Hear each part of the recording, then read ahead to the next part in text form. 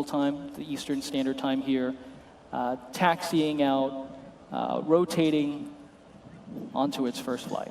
Base turn in 4 miles. Commuter 4821, continue left-hand turn heading of 120 to rejoin final.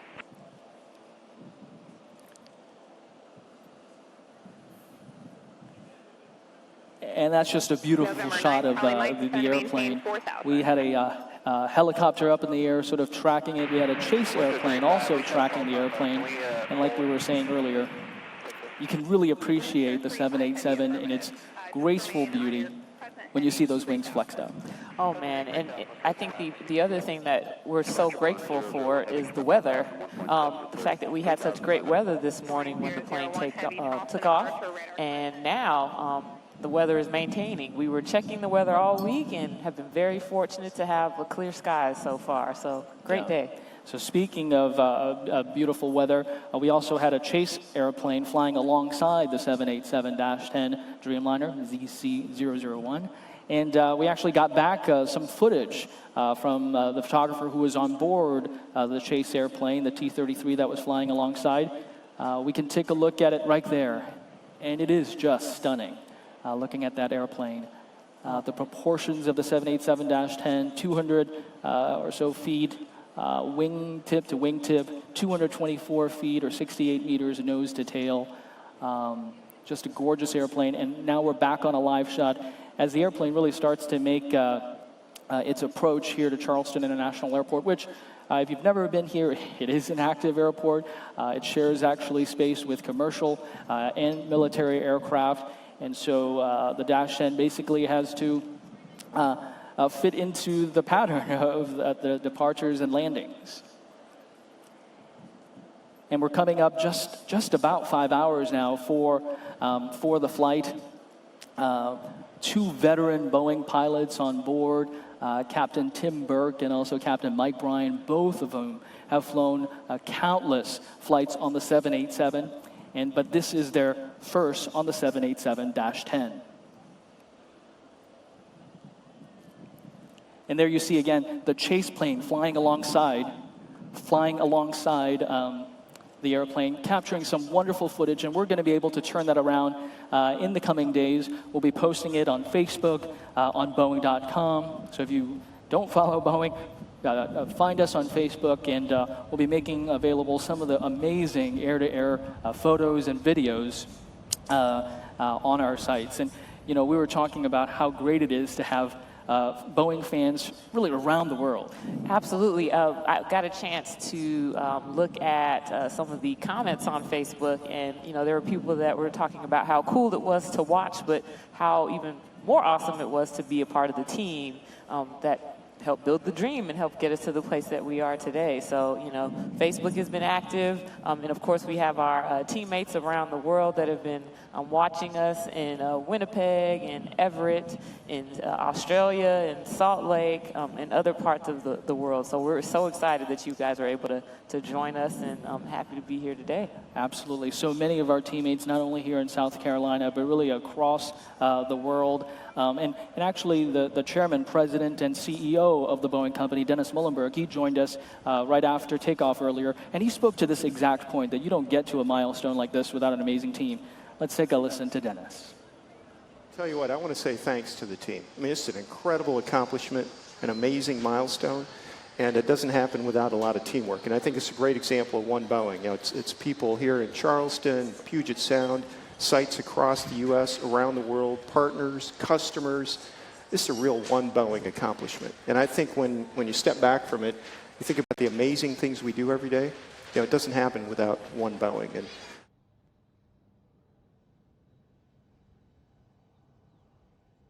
the chairman, president, and CEO of the Boeing company, Dennis Muhlenberg, back live now here. And we're joined by Justin Hale, your marketing leader for the 787. You know, we've been seeing beautiful shots of the airplane. You know much more than we do in terms of really the capabilities and performance about this airplane. And, you know, this is the third and largest member of the Dreamliner family. It just brings just some tremendous capabilities to the market just that hasn't been seen before. Yeah, that's right, Bernard. And I think One of the things that's really fantastic about this airplane is just the additional seats, right? We've taken the Dash 9, we've stretched that out, we've added more capacity, and we're giving our customers something to grow into that stays within the family, which is really critical for us, and it's something our competitor can't do, so we're offering a really unique advantage to those operators that are going to operate the 787 family.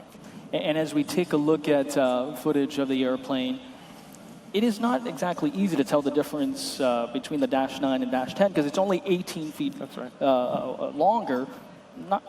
If you're looking at it from a distance, you can't quite tell, but that 18 feet makes a huge difference because we're adding 40 seats, a total of, 330 in a dual-class configuration? Yeah, in a typical configuration, that's right, 330 seats. And you think about those added 40 seats, and really on a trip cost basis, not much additional cost to fly a Dash 10 over a Dash 9.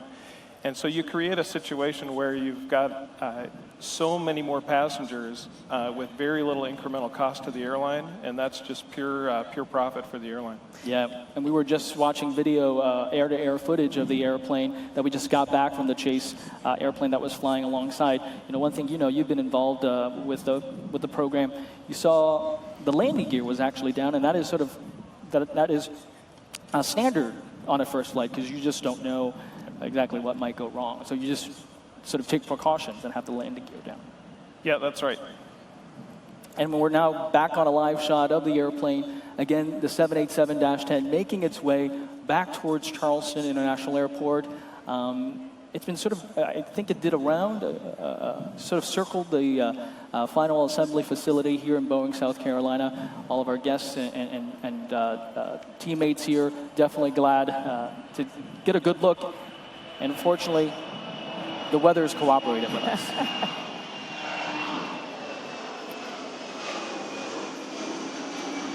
And here's a look at a flight tracker that we posted on our website, Boeing.com. This sort of shows you the flight path of the 787-10 today on its maiden flight. Not an exact pattern. I can't quite make out what it is. But as you can see, and Giselle, it's basically been circling around the state of South Carolina. Absolutely, and I think one thing to point out, this has been a great way to keep all of our teammates engaged around the world with kind of following where the plane is flying, and so, so excited to finally, get to be here at the point where it's landing. And I think the other piece about that should be mentioned is just the excitement, those that have been involved in the process of building and testing the plane. Also our customers and how excited they are that we've come to the milestone that we have reached today. So I wanted to ask a little bit about the customer reactions to the Dash 10. What have been the feedback that you've gotten from our customers? Well, I think the Dash 10, and we talked a little bit with the press about this today, the Dash 10 is in a unique place and will be a replacement aircraft for a number of airplanes that are beginning to age. And it also gives a place for 87 operators to grow into. So there's kind of two paths that we see operators moving into this airplane, and both of them are really critical for our customers. So as they are getting aging fleets of larger twins and larger wide-body airplanes within their current operation, the Dash 10 is a very natural replacement, both in mission capability and in size, but also really critical for operators that maybe have the Dash 8 and the Dash 9. As they've developed their network with those airplanes, we're giving them a seamless product to grow into. You mentioned some of the customers, more than 1,000 orders total for the 787 Dreamliner family, specifically to the Dash 10, though, 9 customers, 149 firm orders, and recently the launch customer came back and committed to a few more. Yeah, exactly, and I think that's really a great testament to how this airplane is being perceived by our customers. And frankly, the wide-body market has been a little bit soft in recent years. We think that maybe the Dash 10 was a little bit early in the last couple of years in terms of hitting the market when it's really going to be picked up, but we see great upside for this airplane. 149 is not going to stay 149 for very long. Exactly, and especially as the replacement cycle in the twin-aisle market is expected in the next year or so, this really is well-positioned for that return. It's exactly in the right spot. Yeah. And again, taking a live look here on the webcast for the first flight of the 787-10, the largest and newest member of the Boeing Dreamliner family. For those of you who are joining us on Boeing.com or on Boeing's Facebook page, we welcome, thank you for joining us for this another aviation milestone in the history of the Boeing company. Now, Justin, the other thing folks may not know about you is, aside from selling the 787, you also help maintain it. You were the chief mechanic on this program. Yeah, so I've been working with this airplane since 2002 or so, and maybe even predating that a little bit on the Sonic Cruiser program. But one of the great things, you feel a bit like a parent, right? You've watched this thing from day one, and you have a lot of pride and a lot of time invested in it. But so it's really special to see it fly and to have been a part of this program all along. Absolutely, and you can see from that camera angle, the airplane is now descending towards Charleston International Airport, coming into view for our cameras on the ground. Again, we have multiple cameras trained on the 787-10. But what I wanted to mention is, you know what it's like to help maintain the aircraft. And so give us a little sense of what's going to happen here on the ground once the airplane lands, because there's some work to do for the crews here. Sure. So this, as a flight test airplane, of course, is equipped particularly uniquely for its role here for the next few months. But this airplane is going to get a significant inspection actually right now after its first landing, and that's very routine after a first flight. Just to make sure that there's no surprises, and they really understand what happened during first flight. But you know, these guys have had it out for I think about 5 hours, which is exactly what you'd like to see on a first flight. And apparently everything has gone exactly as expected, which is really great news. So I don't think there'll be any surprises. Yeah, we think the inspection actually will take probably less than we had projected. So once the airplane lands, again, it will basically make its way back from Charleston International Airport, travel about 2 or 3 miles or a few more kilometers back towards the Boeing facility here, and then it will be tugged, right, and then go through that inspection. Yeah, that's right. And we expect to be able to hear from the 2 veteran test pilots who are on board, Captain Tim Burke and also Captain Mike Bryan, both of whom have flown the 787 model quite a bit. But nevertheless, no matter how much time you've had, this is still a first flight, and this will be very special for them. Their family is watching from Atlantic Aviation. It's going to be a very great moment for them as well. So let's just watch as the 787-10 Dreamliner come down for its landing and wrap up its first flight.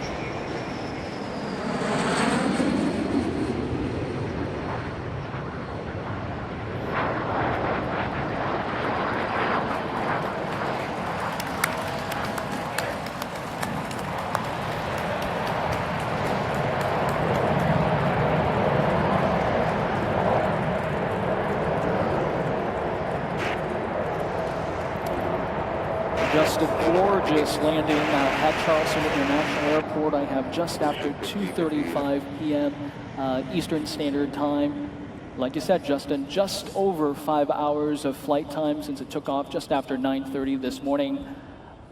Boy, it is great to see that airplane wrap up this big milestone. But again, there's more work to do. This airplane will go through a flight test program before it is eventually certified and then enter into service sometime in 2018.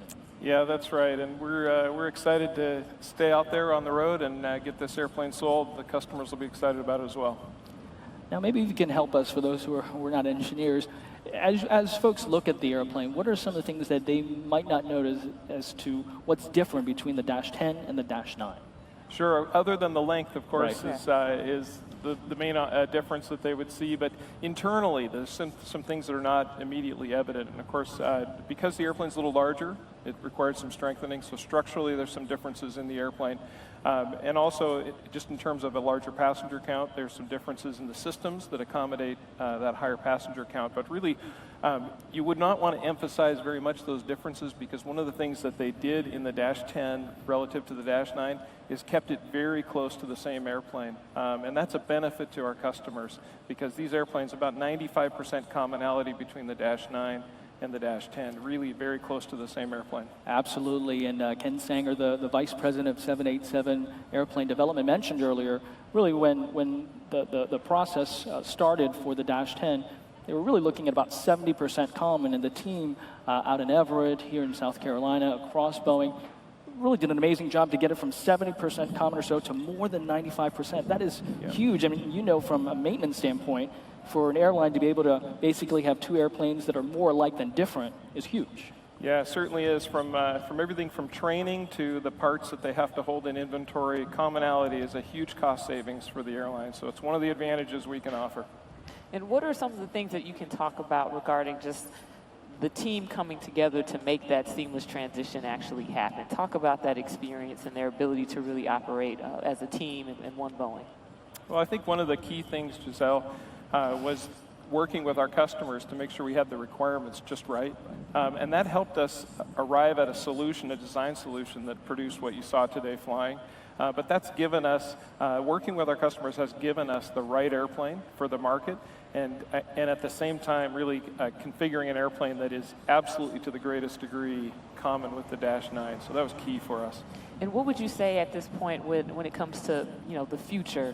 Dennis Muhlenberg talked a lot about the next steps and the innovation that the teams were able to produce as a result of their ability to work together. What do you think is how does the outlook look for us? Yeah, well, you know, you're never done. And I've been with Boeing 26 years, and I started on 777-200 at the very beginning. And of course, that's an airplane that has evolved over time and really turned into one of the best wide bodies ever built over time. But you think of how that is a product that has been a continuously innovated and improved over time. And really, the 87 is exactly where we want it today. But obviously, over time, we will continue to invest in that product, and we're not going to ever concede the lead to our competition. Absolutely. Yeah, and you know, commonality aside, what is a really benchmark for this airplane or highlight is the fuel efficiency and environmental performance. We talk about how this is more than 23% more fuel efficient than the airplanes it replaced, and still double digits better than its competitors. It's amazing, and it's a huge testament to the design of this airplane. And if you think about what Boeing did, really, we did not spare an expense to get to the right airplane. And it was not an inexpensive airplane to develop. But we have, as a result, delivered to our customers something that our competition has not been able to come close to. And that's really, it's going to serve us well for decades. Yeah. And I was just looking sort of some of the updates from our flight test team. You know, for our first flight, this airplane basically had a very detailed test plan and just went through each condition sort of line by line, right? I mean, they went to 15,000, then 20,000 feet, when flaps up, flaps down, 15, 30. I mean, that's sort of the, it looks amazing, but for the team, it is work, and they go through test condition after test condition. Flight test is always rigorous, and today was not for show. And I think that the pilots, when they talk about the fact that they're out there opening up that envelope and expanding what they can do with the airplane, this is real work for the airplane, and we accomplished things today that are very important for the flight test program. And actually, we now see the airplane live just by turning around a little bit as the airplane now pulls out of Charleston International Airport and pulls towards the Boeing facility and the final assembly factory where it was born, in essence. And we'll all watch as the airplane pulls in. And what you might be able to see on the left side of your screen are the Dreamlifters. Those are the modified 747 airplanes that ferry some of the massive parts of the 787 here to Charleston, over to Everett, Washington for final assembly. And then behind it is another Boeing aircraft, the C-17, a fleet of about 50 C-17s at Joint Base Charleston. Really get to see a number of Boeing aircraft if you hang out here in Charleston. And of course, our teammates awaiting the arrival of the plane, taking pictures and energetic and excited about the work that they contributed to.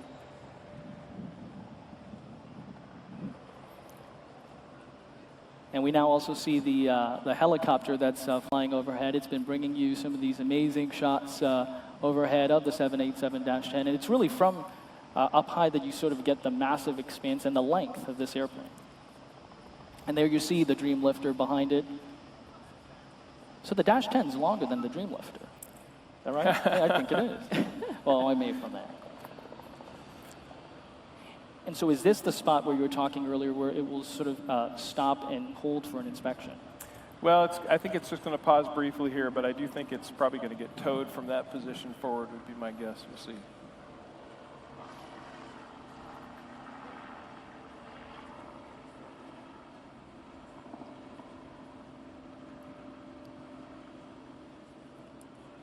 And as the helicopter flies around the airplane, Justin, the other things that's really important to point out, part of the fuel efficiency gains of the 787-10 and the whole family comes from those engines with those really large high bypass ratio. Tell us a little bit about that being a big part of the solution. So obviously the 87 has the latest engine technologies. And it has engine choice, which is something, again, that our competition doesn't have. But I think the engines are actually one of the areas that people look to distinctively to identify a 787, right? They see those chevrons on the back of the engine. All of that about the efficiency and also the environmental impact of that airplane. So those chevrons there for noise reasons. And, we get to take a look at the Twitter feeds and the various comments from fans and employees around the world watching the Dreamliner landing, and a few, one in front of us that talks about how proud they are of being a part of this, and people taking selfies in front of the plane. So really just a time at which to marvel at this great accomplishment. And please continue to leave your comments via your Twitter feed or Facebook Live. Comments, we'll possibly read them. The hashtag is hashtag Dreamliner. Absolutely.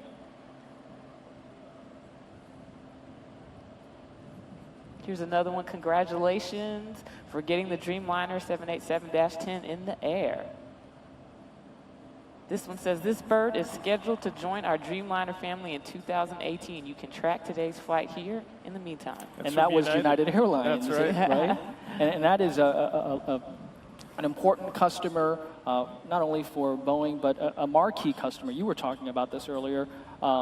It shows, along with Singapore and ANA out of Japan, a lot of marquee players who are going to be flying this airplane. That's right, Bernard. I think if you look at those 9 customers that have selected the Dash 10 right now, they are bellwether customers in this industry. They have been for a long time, and I think that speaks to the quality of what we have here, that even in a fairly slow wide-body market, they purchased this Dash 10, and